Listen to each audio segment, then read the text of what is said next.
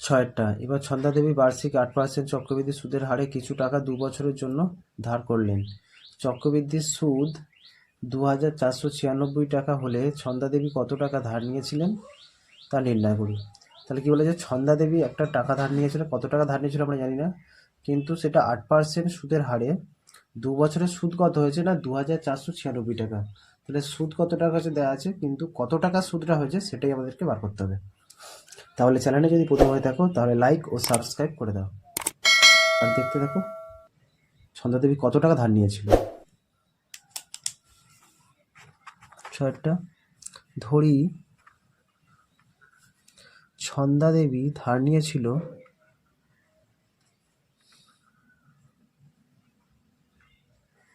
দেবী ধার নিয়েছিল x টাকা। তাহলে ছন্দা দেবী ধার নিয়েছে x টাকা। এর আমরা সুদ জানি, চক্রবৃদ্ধির সুদ কত টাকা না 2496 টাকা। তাহলে সুদের সূত্রে ফেলে দাও। চক্রবৃদ্ধি সুদ সমান কি লেখা হয়, শর্তানুসারে এক্স মানে আসল, দ্বিতীয় ব্র্যাকেট 1 প্লাস সুদের হার 8%, 8/100 সময় কত 2 বছর, 2 মাইনাস 1। এটা হচ্ছে চক্রবৃদ্ধি সুদের সূত্র। ইকুয়াল টু কত টাকা সুদ দেওয়া ছিল 2496 টাকা। তাহলে এখান থেকে আমাকে আসল মানে এক্স এর মান বার করতে হবে। কীভাবে, বা এক্সটা যেমন আছে রাখো, এটা যোগ করো, এটা যোগ করে কাটাকাটি করো, 4 25 100, 4 2 8, 4 2 8, 4 25 100, তাহলে 25 হবে। তাহলে 1 প্লাস 2/25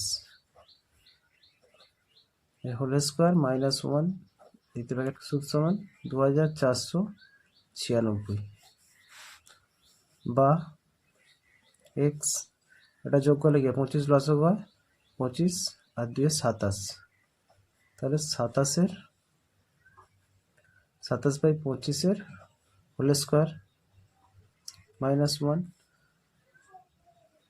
দ্বিতীয় ব্র্যাকেট ক্লোজ, ইকুয়াল টু 2496 টাকা, বা এক্স। এবার এটাকে 27কে 27 দিয়ে গুণ করো, 27কে 27 দিয়ে গুণ করলে 729, 25 25 625 মাইনাস 1 ইকুয়াল টু 2496, বা এক্স, এটা লসাগু করো, তাহলে 625 লসাগু হলো 729 মাইনাস 625 ইকুয়াল টু 2496, বা এক্স, এ দুটো বিয়োগ করো, করলে 104, 104 নিচে 625 ইকুয়াল টু 2496, বা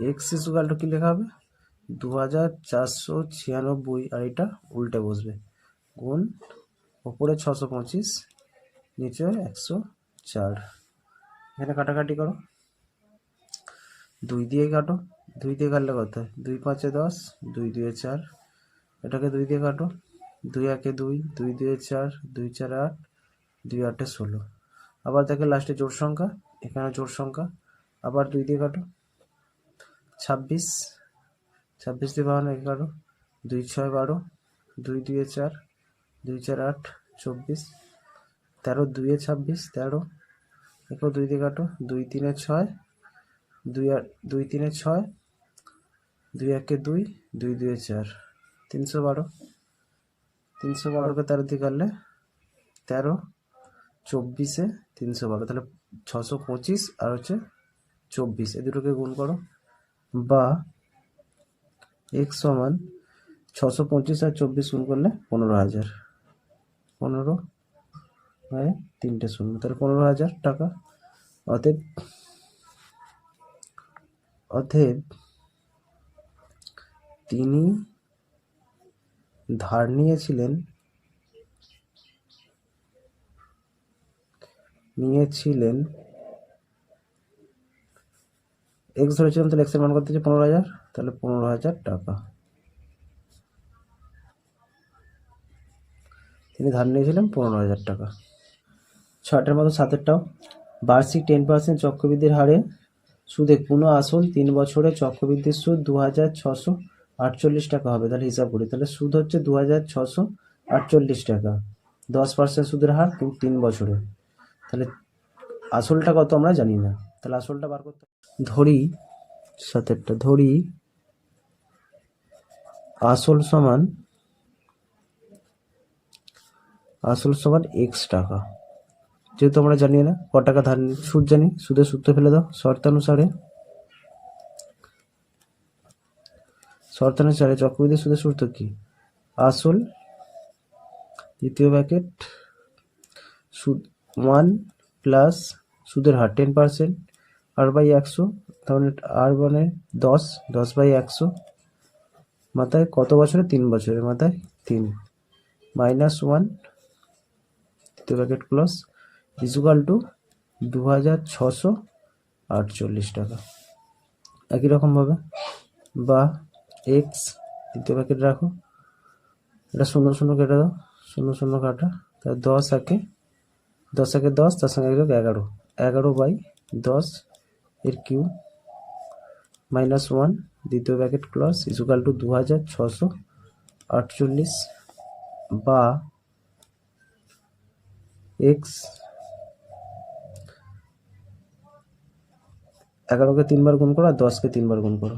11কে 3 বার গুণ করলে 1,331 আর 10কে 3 বার গুণ করলে 1 1 3টে 0 minus 1 equal to 2,648।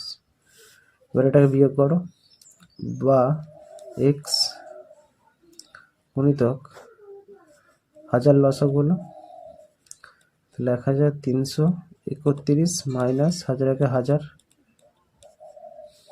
Equal to 2,648 বা এক্স গুণিতক এটা 1331 থেকে 1000 বিয়োগ করলে 331 থাকে, তাহলে 331